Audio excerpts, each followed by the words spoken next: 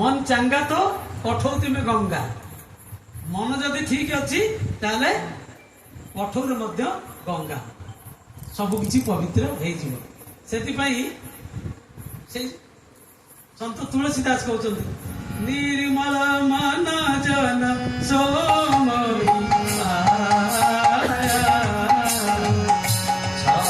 କପଟ ମୋହି ଶୀତଳ ନିର୍ମଳ ମନ ଜନ ସୋମୋହି ପାୱା। ଯାହାର ମନ ନିର୍ମଳ ଥିବ ସେ ହିଁ ମତେ କେବଳ ପାଇବ। ଆଉ ଛଳ କପଟ ମୋହି ଛିଦ୍ର ଯେ ଛଳ କପଟ ଆମେ ଖାଲି ଉପରେ ଉପରେ ହରିନାମ କରୁଛେ, ଉପରେ ଉପରେ ସତ୍ସଙ୍ଗ କରୁଛେ, ଭିତର କିନ୍ତୁ ସଫା ହଉନି। ମୁଁ 50 ବର୍ଷ ହେଲାଣି ଦୀକ୍ଷା ନେଲାଣି, ପ୍ରତିଦିନ ମୁଁ ଅକ୍ରୋଧୀ ଅମାନି କହୁଛି, କିନ୍ତୁ ମୋର ଯୋଉ କ୍ରୋଧ ସେଇ କ୍ରୋଧ ଅଛି, ଯୋଉ ମାନ ସେଇ ମାନ ଅଛି, ମୁଁ ଯାହା ଥିଲି ସେଇଆ ଅଛି। ମୋ ଭିତରେ କିଛି ପରିବର୍ତ୍ତନ ଆସୁନି, ମୋ ମନର ପରିବର୍ତ୍ତନ ହଉନାହିଁ। ତାହେଲେ ମୋର କେମିତି ଈଶ୍ୱର ପ୍ରାପ୍ତି ହବ, ମୁଁ କେମିତି ଫଳ ପାଇବି? ଏ ମନଟାକୁ ঠিক କରିବାକୁ ପଡିବ। ଠାକୁର କହିଲେ ମନଟା ঠিক সব সময় ঠান্ডা রাখিস সব কাজ হবে। এই মন ଦେଇକିରି ସବୁ କିଛି ହବ। ପୂଜ୍ୟପାଦ ଶ୍ରୀ ଶ୍ରୀ ଅବିନ୍ଦା କହୁଛନ୍ତି ଏ ମନ ହଉଛି ସବୁଠାରୁ ବଡ କଚରା ଘର। ସବୁଠାରୁ କଚରା ଯେତେ ପ୍ରକାର ଅଳିଆ ଆବର୍ଜନା ଅଛି ଏ ମନ ଭିତରେ ଅଛି। ଏ ମନଟାକୁ ପରିଷ୍କାର କରିବାକୁ ପଡିବ। ସେଥିପାଇଁ ଠାକୁର এই ମନ୍ତ୍ର ଦେଲେ ମନନାଥ ତ୍ରାୟତି ଇତି ମନ୍ତ୍ର। ଆଉ ପୁଣି এই মন্ত্রটা জপ করিବାକୁ হব কেমিতি? নাম কেমিতি করিବାକୁ হব না নাম এবং নামী অভিন্ন।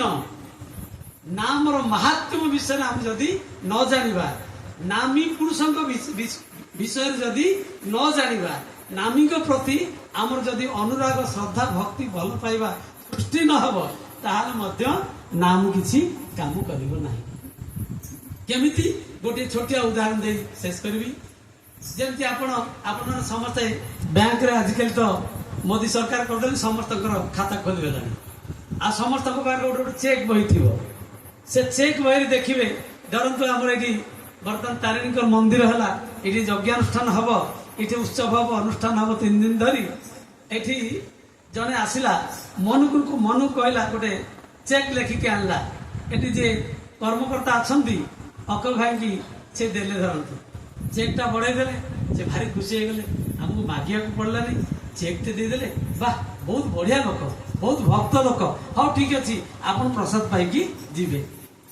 ସେ ପ୍ରସାଦ ପାଇକି ଗଲେ, ଅକ୍ଷୟ ଭାଇ ସେ ଖାମଟା ଖୋଲିକିରି ଚେକଟା ଦେଖିଲା ବେଳକୁ ଟଙ୍କାଟେ ଲେଖା ହେଇଛି, ମାତ୍ର ଟଙ୍କାଟେ। ତାଙ୍କ ମନଟା କଣ ହେଇଥିବ? ଟଙ୍କାଟେ ଲେଖା ହେଇଛି, ସେ 50 ଟଙ୍କାର ପ୍ରସାଦ ପାଇକିରି ଗଲେ। ହଉ ଠିକ ଅଛି। ତା ପରଦିନ ଆଉ ଜଣେ ଆସିଲେ, ଆଜ୍ଞା ଆପଣଙ୍କର ଏଠି ଯଜ୍ଞ ହବ, ଆଉ ମୁଁ ମଧ୍ୟ କିଛି ଡୋନେଟ କରିବାକୁ ଚାହୁଁଛି। ସିଏ ଗୋଟେ ଚେକ୍ ଦେଲେ। ଏ ମନେ ମନେ ଭାବୁଛି ଟଙ୍କାଟେ ନୁହଁ ତ, ଦେଖିକି ଖୋଲିଲା ବେଳକୁ ସେ 100 ଟଙ୍କା। ମନଟା ଠିକ ବୁଝିଲା, ହଉ ଠିକ ଅଛି 100 ହେଲା। ତାପରେ ତା ପରଦିନ ଆଉ ଜଣେ ଆସିଲେ, ସିଏ ମଧ୍ୟ ଗୋଟେ ଚେକ୍ ଦେଲେ, କହିଲେ ଆଜ୍ଞା ମୁଁ ବି କିଛି ଦେବାକୁ ଚାହୁଁଛି, ଆପଣ ଯଜ୍ଞରେ ଖର୍ଚ୍ଚ କରିବେ। ହଉ ଠିକ ଅଛି, ଏ ତ 100 ନୁହଁ। ମନେ ମନେ ଭାବୁଛନ୍ତି ଏଇଟା 100 କି? ଦେଖିଲା ବେଳକୁ ନା, ଏଇଟା 100 ନୁହଁ, ଏଇଟା 10,000। 10,000 ଗୋଟେ ଚେକ୍ ଦେଇଛନ୍ତି। ଭାରି ଖୁସି ହେଇଗଲେ। ତାର ଆଉ 2-3 ଦିନ ପରେ ଆଉ ଜଣେ ଆସିଲେ, କହିଲେ ଆଜ୍ଞା ମୁଁ ବି କିଛି ଦାନ କରିବି। ହଉ ଦିଅନ୍ତୁ। ଦେଖିଲା ବେଳକୁ ଚେକ୍ ଦେଲେ, ସେ ଚେକ୍ ଟା ଖୋଲିକି ଦେଖିଲା ବେଳକୁ 10 ଲକ୍ଷ ଟଙ୍କା ଲେଖା। ଭାରି ଖୁସି ହେଇଗଲେ। ଆପଣ ଚିନ୍ତା କରନ୍ତୁ, ସେ ଏକା କାଗଜ, ଏକା ସିଗ୍ନେଚର, ଏକା ବ୍ୟାଙ୍କ, କିନ୍ତୁ ତା ଭିତରେ ପ୍ରଭେଦ ରହିଲା। ଟଙ୍କେ 100 ଟଙ୍କା, 10,000, 10 ଲକ୍ଷ, ତା ଭିତରେ ପ୍ରଭେଦ ରହିଲା। ଅର୍ଥାତ ତାର ମୂଲ୍ୟ ବଢି ବଢି ଚାଲିଲା। ଠିକ ସେଇଭଳି ଭାବରେ ସେ ମୂଲ୍ୟ ଆମେ ଯେପର୍ଯ୍ୟନ୍ତ ବୁଝିନୁ, ଯେମିତି 10 ଲକ୍ଷ ଟଙ୍କାର ଚେକ୍ ର ମୂଲ୍ୟଟା ବହୁତ, କିନ୍ତୁ ଟଙ୍କାଟା ଯୋଉ ଲେଖା ହେଇଛି ତାର ମୂଲ୍ୟ ଏତେ ନୁହେଁ। ସେମିତି ମୂଲ୍ୟଟା ବୁଝିବାକୁ ହବ। ନାମର ମାହାତ୍ମ୍ୟ କଣ, ନାମର ମୂଲ୍ୟ କଣ, ଏବଂ ନାମୀ ପୁରୁଷଙ୍କର ମୂଲ୍ୟ କଣ, ସେତିକି ଗୁରୁତ୍ୱ ଦେଇକିରି ଯଦି ଆମେ ନାମ କରୁ ତାହେଲେ ସେଇ ନାମ ହିଁ ଆମକୁ ରକ୍ଷା କରିବ। ଆମେ ସମସ୍ତେ ଶିକ୍ଷା ନେଇଛେ, ସେଇ ନାମ ଗ୍ରହଣ କରିଛେ, କିନ୍ତୁ ସେଇ ମୂଲ୍ୟ ଜାଣିବା ଦରକାର। ଶ୍ରୀ ଶ୍ରୀ ଠାକୁରଙ୍କ ପାଖକୁ ଠାକୁର ଜଣକୁ ଗୋଟେ ଦଣ୍ଡ ଦେଇଥିଲେ। ଆମର ଗୋପାଳ ଦଣ୍ଡ ଧରିଛନ୍ତି, ଗୋଟେ ଦଣ୍ଡ ଦେଇଥିଲେ। ସେ ଦଣ୍ଡଟା କେତେ ବଡ ଜାଣିଛନ୍ତି? ତାଙ୍କ ଉଚ୍ଚତା ଠାରୁ ଆହୁରି ଅଧିକ ସେ ଦଣ୍ଡଟାକୁ ଦେଇଛନ୍ତି। ଦଣ୍ଡଟା ଠାକୁର ତ କହିଛନ୍ତି ଗୋପାଳ ଦାସ ବଡ ଆଣୁଛନ୍ତି, ଆମେ ତ ଆଣିପାରୁନୁ, ଗାଡି ମଟର ଯିବା ଆସିବା କଲା ବେଳକୁ ବାହାନା ଦେଖେଇକି ଆଣୁ, ଠିକ ନୁହେଁ।